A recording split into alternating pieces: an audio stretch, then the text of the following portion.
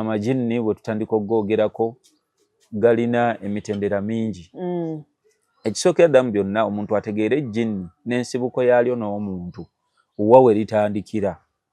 Era kye bayita ejjinni kye kikyo nga kyo. Bye bintu ebitalabwako.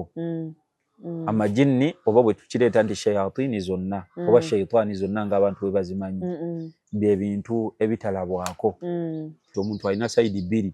Alina omwoyo ogumulagira okukola ebituufu n'ogumulagira okukola ebibi. Ogumulagira okukola ebibi kyekyo ekitundu omuntu ky'alina nga jjinni. Era gwo kigezo eri omuntu. Naye wabula gwe ng'omuntu olw'okuba Katonda yakuwa buli kimu ng'osobola okukisensula. N'akuwa amagezi, n'akuwa amaaso, n'akuwa n'amatu agalaba era agawulira. N'okuwunyiriza. Buli kimu. Feelings zonna nga bwe tuyinza ozoogerako. Omuntu ozirina nga za njawulo. Ekitali ku mbuzi, embuzi osalira wano ginnaayo nga tesobola na kusensinganega nti kanziruke banene ekyange wano. Lwa nsonga kyo Katonda yakiprogramminga nga kimanyi omugaso gwakyo. Kyo tekyeraliikirira ekintu kyonna kuba tekisinza muntu yenna. Kisinza Katonda era kikimanyi nti Katonda yaleeta okufa.